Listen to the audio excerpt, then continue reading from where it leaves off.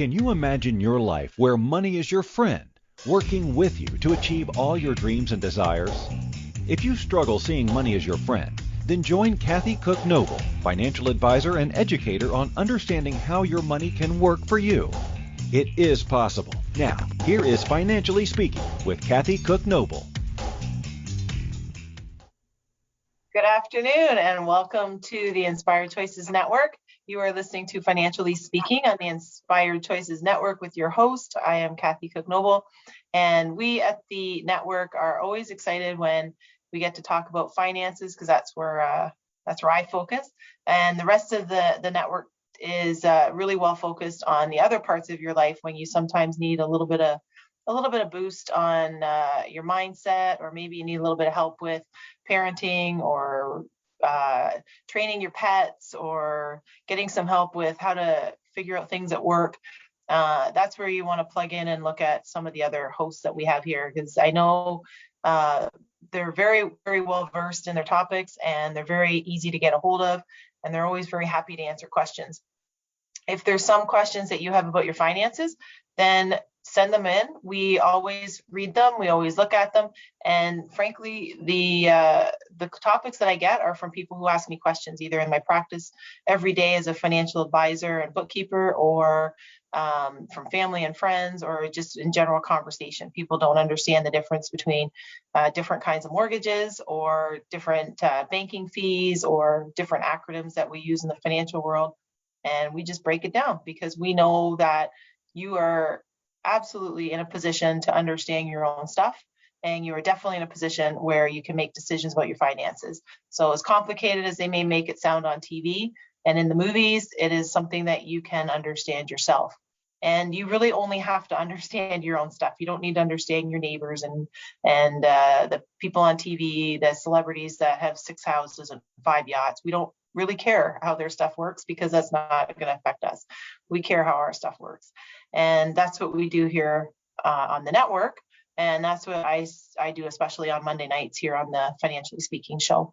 And every so often we have guests, and every so often we have different series that we're doing. We've done a small business series, especially through a pandemic, and helping understand how small businesses and their owners have navigated and are navigating, because we're still in it, and figuring out how businesses, the small business that we hear all the time in the politicians' press releases and campaigns and so on, how they've actually affected small business and what they've done for them, and sometimes what they've done to them. And that's what we found in our small business series, that there's been a lot of misinformation and a lot of struggles that weren't there, that people didn't understand. And then we have a series that we're starting with young people and investing. And tonight we are kicking it off. We have 2 guests, actually. It's the first time I think I've had 2 guests at the same time, so it's kind of cool. And especially since these 2 guests are pretty important to me. And they just did what I am super impressed with. And I don't see a lot with, you hear a lot of different things about young people. And when I say young people, it's usually people under the age of 30 that we're talking about. And I had a guest on a few weeks ago, and he was 21. He bought his business when he was 19. And we were talking about starting a new business just out of pandemic, starting a new business when you're that young, and all those cool things. And I thought it was just the perfect lead into our conversation with people on how to invest when you're young. When do you invest? Do they even talk about investing and what it is? So tonight we have 2 very special people, and they're joining us together, and we're going to talk about investing, and we're also going to talk about first-time home buyers and youth home buyers. And they're very special because they're mine. Tori is our oldest, and Carl is our oldest in-law. So we're going to have them on, and we're going to talk about home buying, because the housing market has gotten a little bit unpredictable. And when financial people say unpredictable, that means that there isn't any real metrics to measure by. There isn't any real logic that's driving it. There really isn't any anything that we can measure or trace that seems to make sense. And that's what it means in the financial world when we start talking about things being a little bit unpredictable and out of sorts, because usually you can calculate some sort of pattern or prediction. And in the housing market, it's been a little bit wonky this last year. And investing is one thing, being young is one thing, and then managing in a wonky market for your very first home is another story. So I'm going to introduce you to Tori and Carl through a game of beach volleyball in Tecumseh and some mutual friends that brought together Carl and Tori about 5 years ago. And now they've been together for just over 5 years. They are a young couple. They purchased their first home together. Carl graduated from welding school with honors. He's currently enrolled as an Industrial Mechanic Millwright. He's also full-time at Fabmaster Welding and Millwrights as a welding supervisor and fabricator. He works part-time at Lambton College as a subject matter expert and associate welding professor. And Tori, she has studied political science at the University of Guelph, and she's also been to the University of Windsor, where she got her master's degree after she got her bachelor's degree at the University of Guelph. She holds a position with the federal government in Canada, where we're located here, and she's a program support clerk for them. And their free time, believe it or not, they do have some. In their free time, Carl, he enjoys gardening, landscaping, and woodworking. And Tori enjoys volunteering at a really important charity called Finding Them Homes. It's an animal rescue, and she has helped rehome several fur babies, including one to their own house. And she also still enjoys volleyball, working on research she's working on a paper, part of her master's program, where she's published her paper and she's working on fine tuning it for Supreme Court of Canada, where it's published. And they like to spend time with their dogs, Daisy and Jag. And Jag is the most recent member of the family. And they like to spend time with their family and friends when they're allowed to be back in person. So welcome to the show, guys. Thanks for having us, Pat. So we'll tell everyone a little bit about yourselves. We'll start there. For people who are joining in for the first time, we're in Ontario, Canada, which is basically the center of Canada and the provinces. We have a lot of listeners around Canada and North America in general. So our neighbors in south of the border probably know where we are roughly. But right now we're in Ontario, Canada. And just tell us a little bit about yourselves and how things are going. So we grew up locally in this area. We like being close to family, so that was really important for us when we were looking for a home. So we were looking at that as well. So I was in finance for about 2 years at a credit union. So I did get some expertise in loans and credit things like that. But I didn't particularly get a lot of expertise in mortgages. So we learned a lot throughout this process. And then when I moved from that job, I moved to the government job closer to home and more in my field. So I've been able to grow there, and I really love it, and I love helping clients. That's where my passion's at.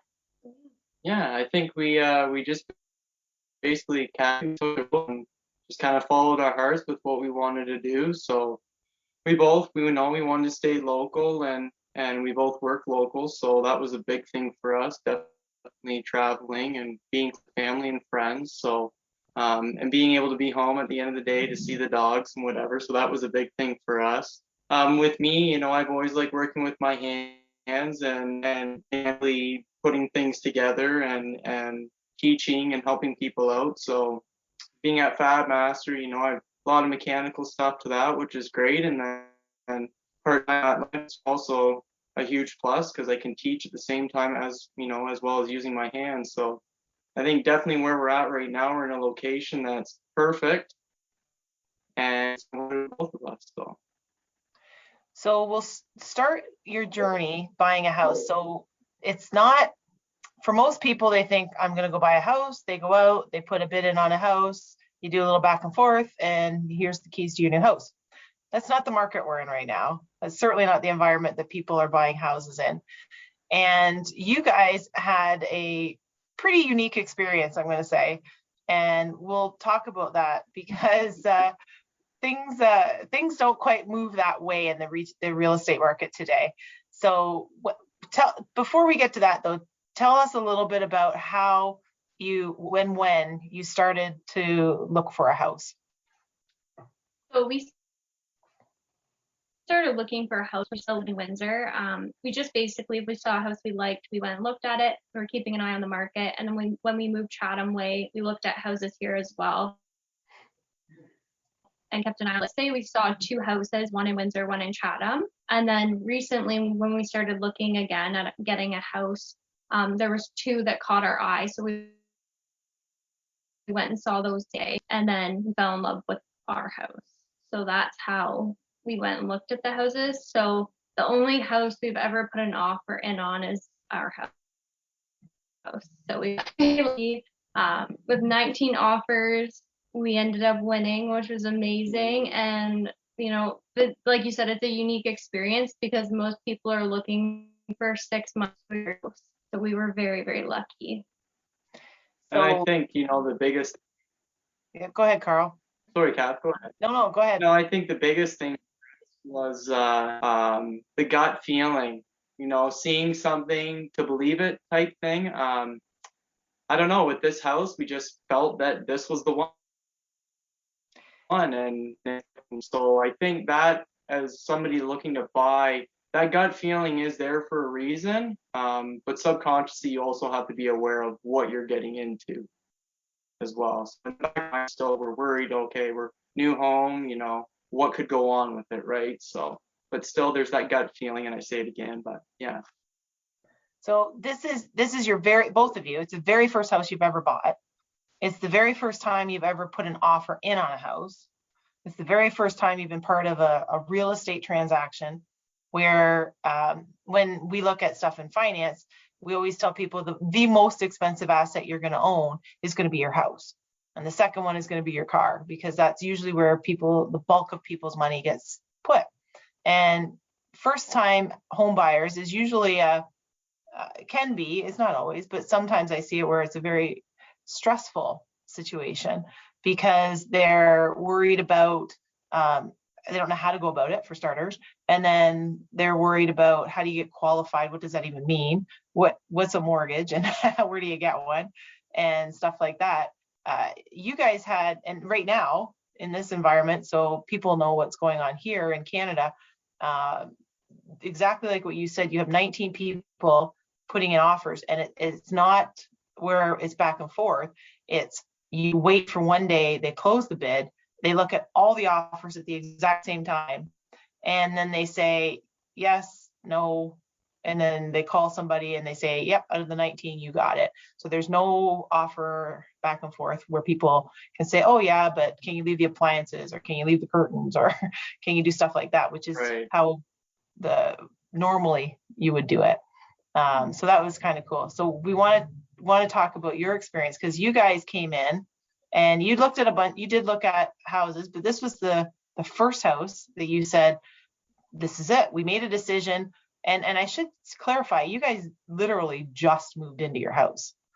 Like the deal, yeah. You just got the keys last Thursday, a week ago. Is that right? 2 weeks ago, yeah. 2 weeks ago, yeah. So it's all still fairly new. Do you feel like it's your house yet? Yeah. Yeah. It's just, we still have a lot of unpacking and stuff to do, but it definitely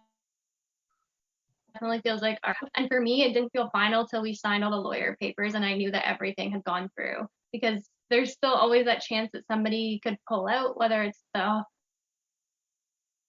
people selling it or something falls through, you never know. So once the lawyer papers were signed, I felt like it was official. And that's what I want to talk to you guys about. We're up to our first break of the night, and I want to talk to you when we come back, how you were feeling going through each of the stages, and how did you decide that you wanted to put the offer in? I know, Carl, I think you're right. A lot of it is your gut instinct, and you just like, this is the house. But then do you have that buyer's remorse where you're like, oh, this is a big commitment. I'm just signing on to buy a house. Like, that's kind of a big deal. So we're going to talk about that when we come back from our first break. So don't go anywhere. We're going to have Tori and Carl for the whole hour. We're going to talk about their first-time home buyers for people under 30, especially in this environment that is anything but normal. And we'll talk a little bit about investing and their futures plans and how they go about making those decisions. So you are listening to Financially Speaking on the Inspired Choices Network. I'm your host, Kathy Cook-Noble, and we have Tori and Carl with us for the hour. And we're going to talk about the young people in the financial world. Don't go anywhere. We'll be right back.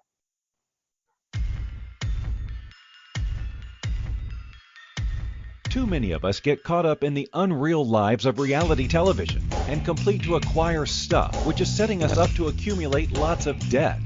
We're scared, confused, and don't know who to talk to.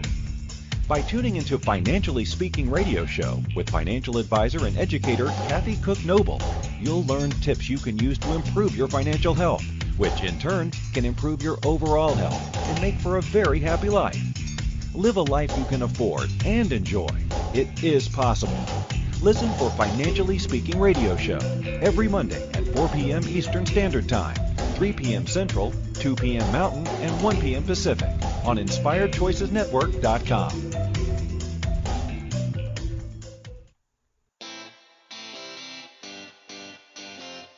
Are you a subject matter expert? Are you here to share your expertise with an audience waiting to hear from you in only the way you can deliver? Are you ready to have your voice amplified across the airwaves?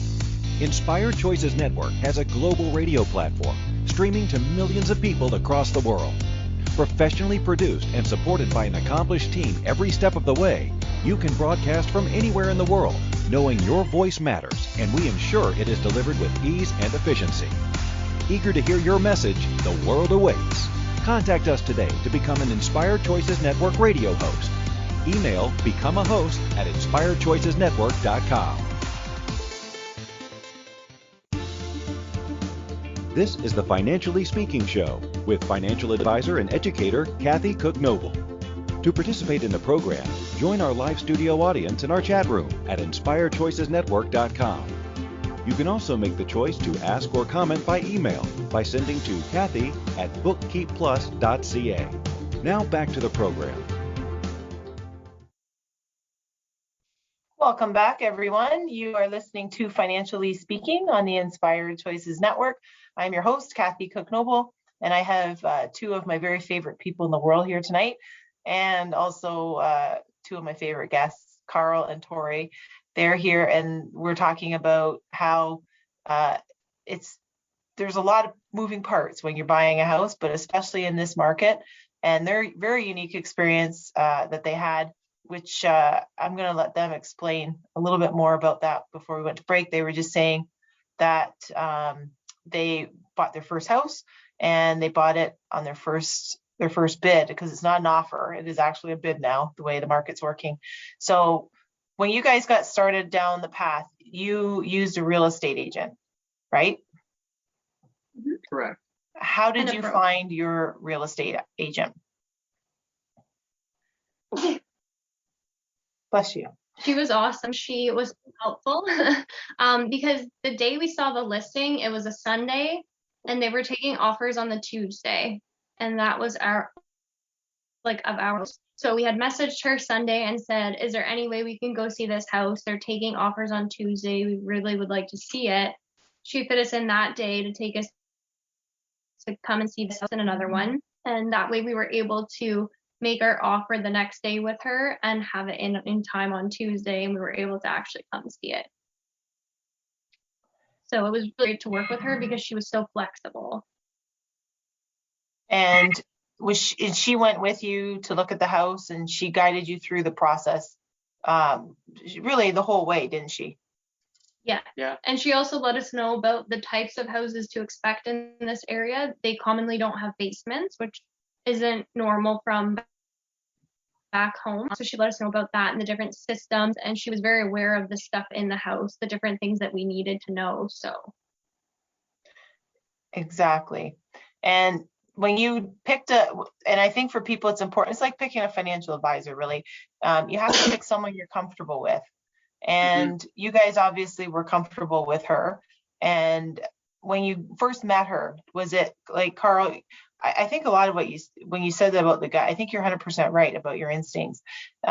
Is that a case where you meet a real estate person and you instantly felt comfortable with her, or did you think maybe she's not for us? Yeah, absolutely, Kath. That's a really good question. You know when you meet someone what they're like. She was a real estate, and she was a very personable person, super welcoming. She didn't hold back on any information. She was great. Always concerns, no matter where you move, whether it being crime, whether it being, what the services are like for the road cleanup and snow removal and stuff like that. That to me, her initially giving us the info right off the bat ensured that we weren't wasting our time with anything. So, and again, following that to me was that initial feeling that, okay, Trisha's great. She knows what she's doing. She knows what she's talking about. So I think finding that person that really will be honest with you and express the fact that you are, putting a lot of money into a home. So knowing what you're getting into with an agent is number one for us, I think, for sure. So. And she was also from the area, and we had never been to Wallaceburg before, so that was very helpful as well, because she knew good areas and things like that. So how important would you say it is to you and to other people your age looking to buy a house? How important is it to you to find a real estate person like Trish? And what advice would you give them when looking for someone? I think because you want somebody that you can trust that's not just trying to sell you a house. It's the same as when you go to buy a vehicle. You don't want someone who's just going to put you in something that's not safe. So you want to have your best interest at heart, for one thing, and that they give you all the information that you need in terms of the house. So what were some of the things that you guys were looking for in a house that a lot of people maybe your age might be looking for in a house? Definitely one thing, obviously, with the dogs, Kath, the yard size was number one for us, making sure there was flexibility with the yard and the dogs. Community, when you drive down a road, you know what houses look like, and that kind of is comparative to what the people are like. In our neighborhood, the houses are all very well kept, so that was another thing for us. And just that local feel too, right? It feels like home even when you go outside. I think that was a big thing for us, and we knew the first day what our neighbors were like. We were getting a wave, and we were already getting the housewarming gifts the following week. So, those three things were huge for us, definitely. Excellent. So when you look at, and I know when I talk to different people and different ages have different priorities in the house. Like you talk to people in my age bracket, and they want to make sure the kitchen is, the way they want it and the big focal point in that. And I know here in our office, Jen, who she just bought a house, and the things that she was looking for are a little bit different than what your age bracket was looking for. And how, like for instance, for you guys, I know the backyard and the fence is a huge deal. Yeah. And then for you guys, not having a basement isn't a huge issue for you guys right now. No, with the basement, its serviceability is actually easier. Everything's kind of in one area. I mean, it's less areas to clean. There's no risk of having water. So, I mean, they both have their plus and minuses to it, but for the most part, it worked out perfect. So you found the house that you really wanted. It checked all the boxes, and you said to Trish, "This is it. This is the house we want to buy." How did she go about advising you on how to put a bid in and how to go about doing the offers? So she had kept us informed on how many people were putting offers in so that we could kind of gauge how high we wanted to go. So the day that we were going to meet her to put a house, there had already been 14 registered offers on the house. So we knew by that point that it was super competitive. So initially we had thought about a number, but when we knew how many bids were going in, we decided to go higher. And we had asked her if she thought that number was appropriate and everything. And she gave us her honest opinion, and she said, just put in your best offer and be happy with it. If you don't get the house, it's not meant to be. Put in what you're comfortable with, your best offer, and that's it. Leave it at one. If you get it, perfect. If not, don't worry about it. It wasn't worth going higher than what you were willing to offer. And so then when we were also thinking about what to offer to you, and you had said, is the house worth what you're going to offer? And that was really what sunk into us. Yes, it was totally worth what we wanted to offer. Highest we were willing to go. We were totally good with that because the house to us was worth that much money. So instead of thinking, oh my gosh, I'm spending so much money, I'm going way over what the asking price was, if you switch your mindset to, well, is this house worth what we're willing to pay for it? It's a better way to think of it. Yeah. And then, and that's so important, because I know a lot of people will say, well, yeah, but for resale, I'm like, you don't move into a house that you're going to be living in as your home and think of it as it's not a resale investment. And I think that's the part for me and my work where I try and explain to people, if it's an investment property, it means you're not living there and it's meant to make you income. Your house is never going to make you income because you're not renting it out. You're living in it.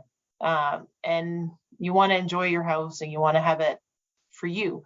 And I know a lot of people, they'll paint it. And that's what I was going to ask you what you did. That's going to be one of my next questions. What some of the things you changed when you moved in? And typically some people will paint it and they'll say, yeah, but I don't want to paint it red or purple because for resale. And I think, well, are you going to live in the house or are you going to sell the house? So you want it to be for you. But you guys also did something a little bit different with your offer. And I think Trish advised you to just do something additional when you put your offer in, didn't she? Yeah. Oh yeah, we had asked about including the gazebo and the letter as well. Yeah. Somebody asked us to put a letter with our offer, and that was actually, I think, what sealed the deal on us getting the house. And initially when I was writing the letter, I was definitely wasn't sure if I was going to include personal information about the dogs and stuff, because I'm like, what if they don't like dogs? And it actually ended up being something that they really connected with us on because they both had dogs as well. They were the same age as us. So I think that really helped us actually get the house. Yeah. And I think, like what you said before, you have to have someone you can trust. And I think the sincerity and the trust came through in the letter from you guys to them, which obviously, since you were the ones that were successful in buying the house, so which is for sure a good thing. How did you know, did she give you guidance on as far as putting the offer in and so forth, asking for the gazebo and stuff, because putting an offer in isn't just about figuring out the number that you're going to buy it for. Did she give you some guidance on ask for appliances, ask for the gazebo, they're going to include it, or did she know they're going to not include it? How does that work? Yeah, so you always have the option when you do go walk through a house and the house is staged and you kind of have that mental note, oh, I like that couch or I like that TV stand. You can always add those things, but you also have to keep in mind that if I add too much, am I risking the offer, right? So we were, Trish suggested that, you keep that list minimal. If there's something that you absolutely want, and Tori had mentioned the gazebo, something that, we really wanted, and in your mind you think, do the previous owners really want to move that? So that's kind of an easy way in that sense. It's one less thing they have. Like if it's, there's a big screen TV in the living room and think, oh, I'd want that. Those are the kind of things that she said that, you stay away from at the most point. So yeah, excellent. We are up to our second break already. Holy cow. So we're going to take our second break of the night, and then we're going to come back and I'm going to ask you about how you transition from renting your house And if you think that being a first-time home buyer helped you because you didn't have a condition of sale on a house before, see if that helped for you guys with the move and the purchase. So we'll ask you about that, and we're gonna take our second break. So don't go anywhere. You are listening to Financially Speaking on the Inspired Choices Network, and I have Carl and Tori with me, and we're going to talk about we're talking all night about the youth and investing, specifically about first-time home buyers, and we're going to see what they know about mortgages when they come back too. So don't go anywhere. We'll be right back.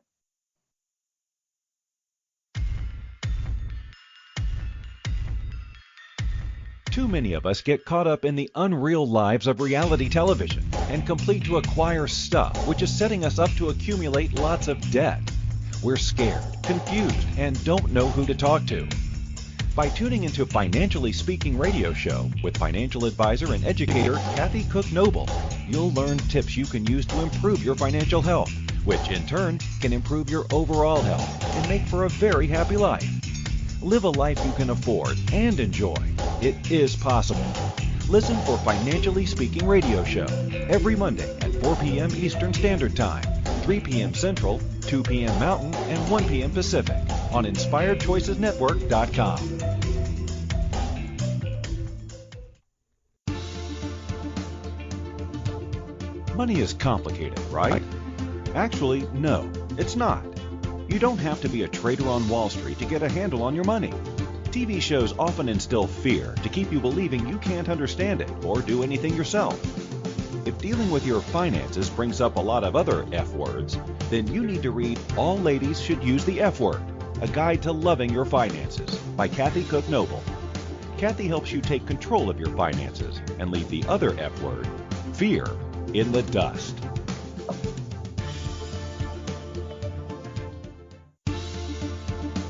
This is the Financially Speaking Show with financial advisor and educator Kathy Cook Noble. To participate in the program, join our live studio audience in our chat room at InspiredChoicesNetwork.com. You can also make the choice to ask or comment by email by sending to Kathy@bookkeepplus.ca. Now back to the program. Welcome back, everyone. You are listening to Financially Speaking on the Inspired Choices Network. And tonight we're kicking off our series about youth and investing and the various topics that most people don't talk about and need to understand, because there's definitely areas that you're going to come into, like buying a house, and you want to understand the process, not just of how to buy the house, but then how to pay for it. And one of those ways is there's different ways to buy a house. I mean, there's always the option of just having all that cash. You just pay for cash for it. A lot of people can do that if they want. Most people don't. Most people get what's called a mortgage. And we're talking to Tori and Carl tonight, and they are new home buyers, first-time home buyers. They had somewhat of a miracle buy because it was the first offer on the first house that they've ever bought in a market where that never happens. So that's pretty cool. And just before we went to break, I was asking them, when we come back, we want to know, does being a first-time home buyer, do you think that helps? Because you don't have the, I'd say burden, but you don't have the extra step or responsibility to sell another house. So there's no condition that way. So do you think that for people your age that are listening and looking to buy a house, is that something that you think will be helpful for them? Yeah, it was really helpful in our situation because they wanted to sell the house as quick as possible because they already had their house. So it was a very fast close. So the fact that we didn't have it was perfect. We were able to close very quick, which is exactly what they wanted. So you go ahead and you found the house. In your case, this is a textbook case on how you want it to go. And this is why I think it's really cool, because it actually takes you right through the steps on how you want it to go. There's a lot of horror stories I know about buying houses and the stuff that people get into, but you had a great real estate agent who was very helpful in guiding you. You got the offer in at the right time, at the right price. You got the acceptance of the offer. It was the house that you wanted.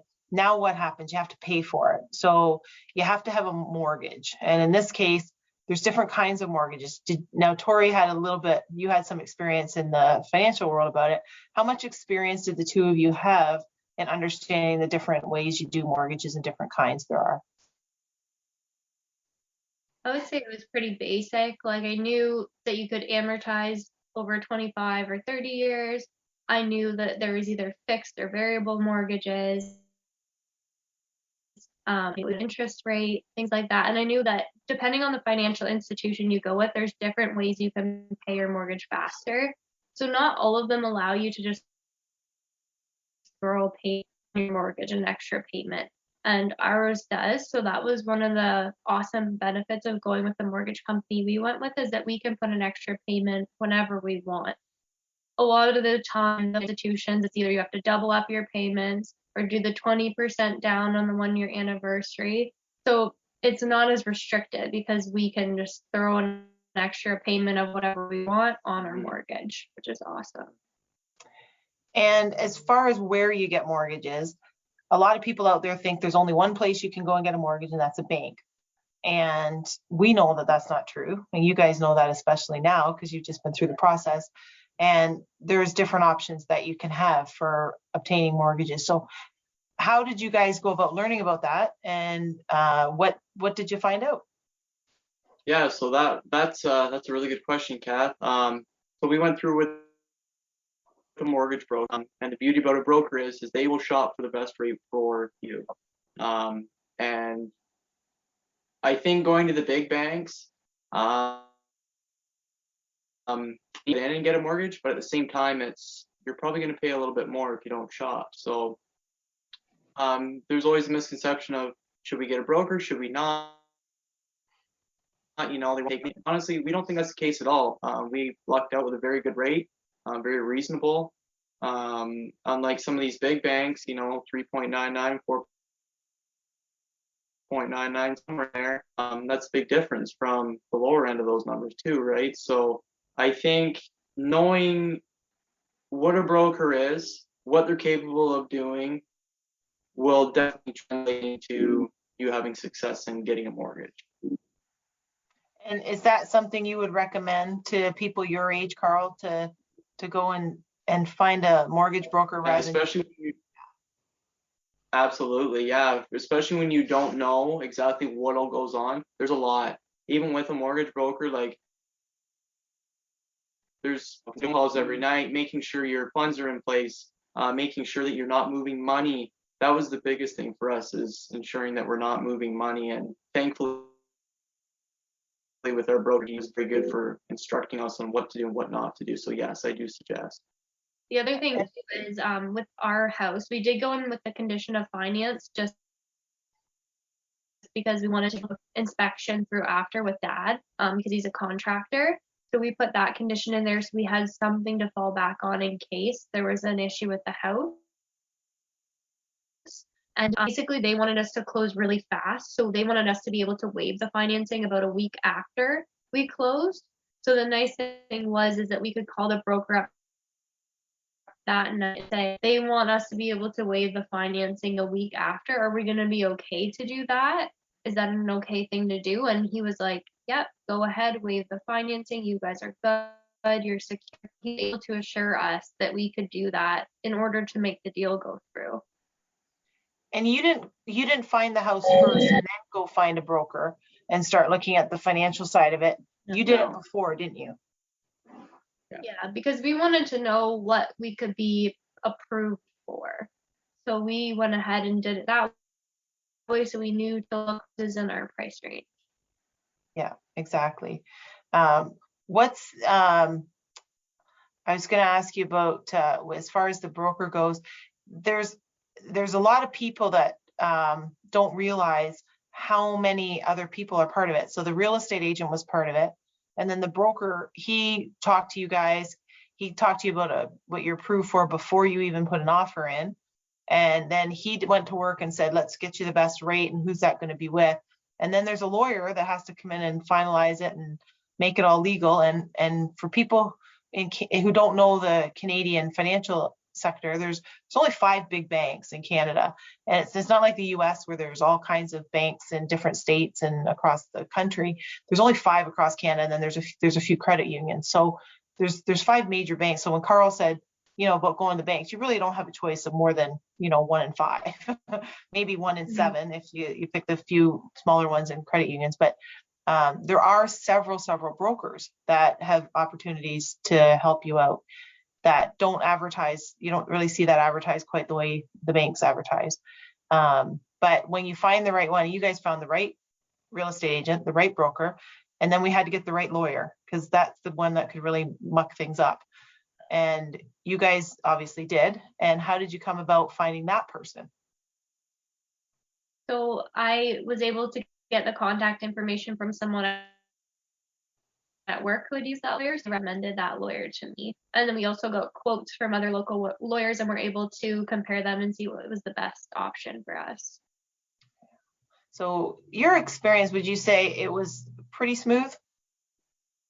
Yeah. Yeah, definitely. There's a lot to it, but yeah, very smooth for how fast pace everything is. A commitment. You're going to be spending time after hours, after work, late at night, just making sure you're doing the right things, because it doesn't take much for one thing to go wrong. If you're organized, you stay on schedule, you listen to the broker if you have one. And that was another thing, beauty about the broker, is he scheduled everything for us. We knew what we had doing during the process. So, and for you guys, and I think it's important to share with people your age that are looking for their first house, or even looking for another house, but typically any people under 30 are looking for their first house. You did a lot of work beforehand. So you had your financial stuff organized. You figured out your pre-approval before you started looking at houses and just starting to put offers in. And you kept track of everything, so you knew that you, like you said, Carl, you weren't moving money around and causing any unnecessary extra work or issues with the financing. So a lot of the work that you guys did took place before you even stepped foot into the new house to even look at it, didn't it? Yeah, definitely. Yeah. If knowing now what you've been through, is there anything you would do differently, or that you wished you had known that you didn't know then that you know now? Yeah, I guess it's just some of those underlying costs, right? Like everything, they've gone up quite a bit compared to what people told us who bought houses in the past 5 years. Knowing your costs up front was the biggest thing for us for a while, just because of the lawyer fees, I guess CMHC. Yeah, that. There were some other costs. Yeah, basically you can't touch any money when the deal's going through. Yeah. So you have to be very mindful of that. So for about 2 weeks, you really don't want to touch your accounts unless necessary. Yeah. Great. Absolutely. And cash at that time is a good thing, just to have it on hand. So. Yeah. What about costs after you buy the house? Was there anything that surprised you on that, like say appliances or furniture or utilities or anything like that? Sure. Appliances, for sure. Definitely appliances. So if you can include them, that's awesome. Yeah. But a lot of it you don't want to have to put that down, because the offers are going through so clear. They're cash offers, no restrictions. So you don't want to really muddy the deal like our realtor said. So if you can go without them and buy them later, that's what I would recommend. Yeah. But it's a real cost that people need to be aware of, because you have to factor that in. Just walking into a house, there's not going to be a place to put your milk if there's no fridge, and that's a real cost that you have to think about after the purchase of the home, right? Something we would recommend to people is, because all of this stuff is so delayed right now with appliances, we would just say get a mini fridge if you need a fridge in the meantime. Yeah, it's great advice. We are up to our last break of the night. Holy smokes. So we're going to take our third and final break, and then we're going to come back and we're going to talk to Tori and Carl about where they go from here. What's the next big plan? And obviously saving for the future. I'm going to squeeze that in too. So don't go anywhere. You're listening to Financially Speaking on the Inspired Choices Network, and we'll be right back.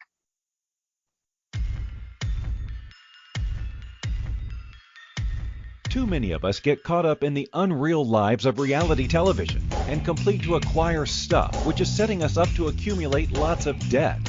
We're scared, confused, and don't know who to talk to. By tuning into Financially Speaking radio show with financial advisor and educator Kathy Cook Noble, you'll learn tips you can use to improve your financial health, which in turn can improve your overall health and make for a very happy life. Live a life you can afford and enjoy. It is possible. Listen for Financially Speaking radio show every Monday at 4 p.m. Eastern Standard Time, 3 p.m. Central, 2 p.m. Mountain, and 1 p.m. Pacific on InspiredChoicesNetwork.com. This is the Financially Speaking Show with financial advisor and educator Kathy Cook Noble. To participate in the program, join our live studio audience in our chat room at InspiredChoicesNetwork.com. You can also make the choice to ask or comment by email by sending to Kathy@bookkeepplus.ca. Now back to the program. Welcome back, everyone. You are listening to Financially Speaking on the Inspired Choices Network, and we have Tori and Carl, the first of our guests for our series on youth and investing and financial concepts, who were first-time homebuyer and just within the last couple weeks, actually. So it's very recent, still unpacking boxes. And we've just been talking about the process that you go through and the ease that it can be if you have the right process in place. So what's next other than finishing the boxes, getting unpacked and waiting for appliances? So we have a few more rooms we want to paint. So we paint already, and we've got 2 more we want to paint. And we want to do a lot of things in the backyard because we love gardening and that kind of stuff. So that's kind of what we're looking for the next little bit. It's always a never-ending list, Kathy. Welcome There's to always the something to Homebuyers. do. Yep, exactly. That is the beauty of it. You can make it as you want it. So I feel like I should have talked to your dad and your siblings, because I have this chance. I've got you in like the hot seat and I can ask you like anything, and I feel like I should have really taken advantage of that with the kids. But is there anything I didn't ask you that you think I should have asked you that we should share with people your age and talk about not just buying a house, but how to get financially free and secure when you're just starting out, really? And then what you're going to do, I know going forward, you're going to be saving your money. I would say one of the biggest things is that when you come out of school, you have a lot of debt and you want to work on paying that down. Great, but at the same time, you need to save, because in order to buy a house, you're going to have some savings as well. So I think that's a huge thing, is people push you, keep paying down your debt.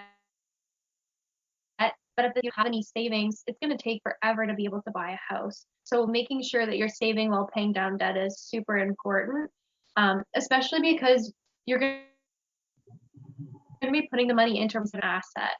So I think that's really important. That's excellent advice. And it's very good advice. It's very insightful. And it's from someone who doesn't really like finance.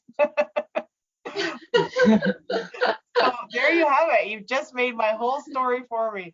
It can be very easily done. And it's if you just take the little pieces and put them together, it's not as hard and scary as a lot of people think finances are. But you are continuing to do that. That's important to let people know too.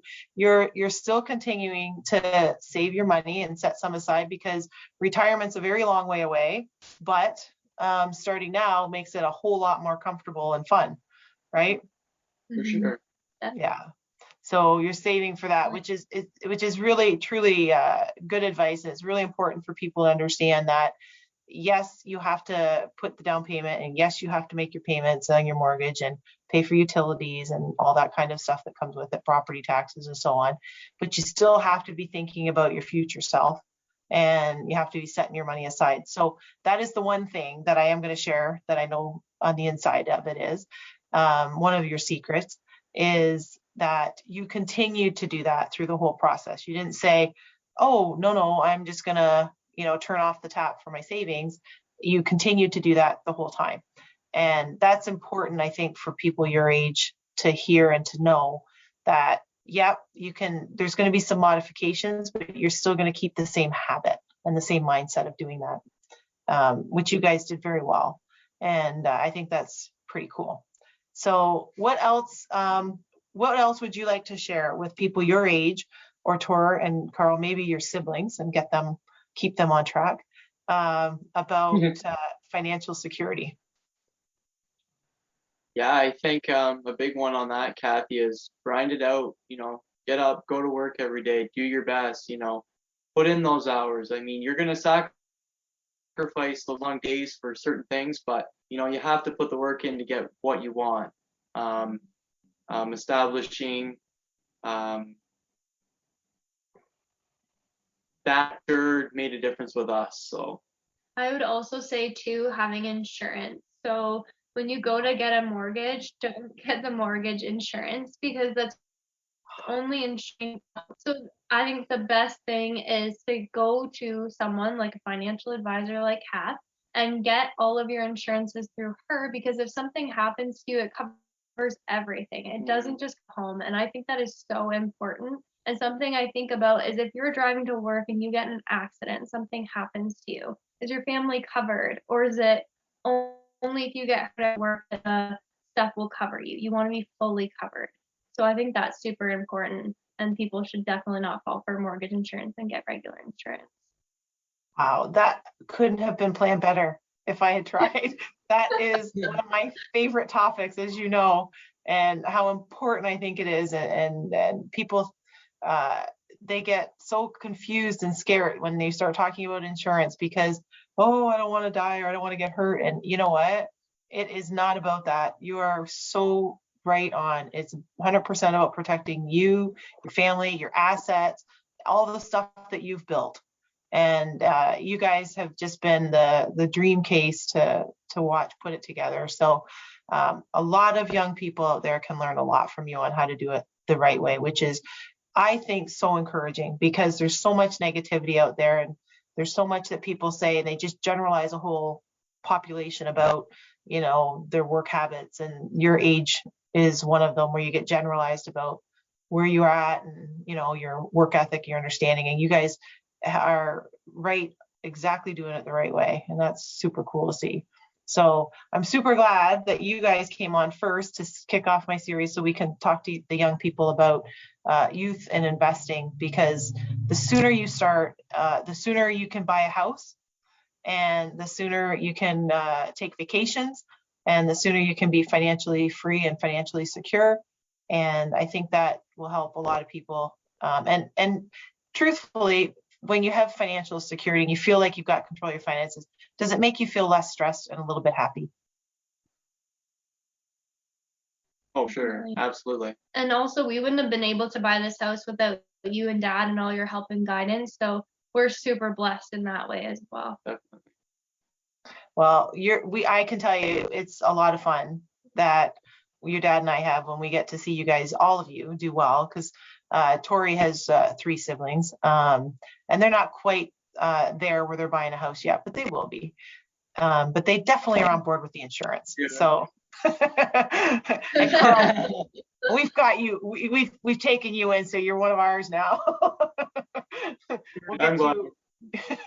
We keep you on the same path. So, yeah, exactly. Thank you guys so much for joining me on the show. You're welcome to come anytime to follow up and share any pieces of wisdom and nuggets for the youth and anyone, because I know there's a lot of people out there that need a lot of help, and it's nice to hear from people who are actually doing it. It's easy for me to say it every Monday night, how to do it and what to do, but when they see a real live success story, I think that's even more encouraging. So thanks for coming on the show, and looking forward to seeing the house painted. And tell Daisy we say hi. I've seen her walking by in the back a little bit. Jags I think being a little shy. So yeah. Join us every Wednesday here on the Inspired Choices Network for Financially Speaking, and we will tackle all your financial topics.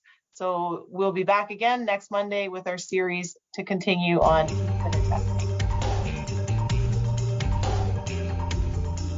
Thank you for choosing to listen to Financially Speaking Radio Show. Kathy Cook Noble will return next Monday at 4 p.m. Eastern Standard Time, 3 p.m. Central, 2 p.m. Mountain, and 1 p.m. Pacific on InspiredChoicesNetwork.com. We hope you'll join us.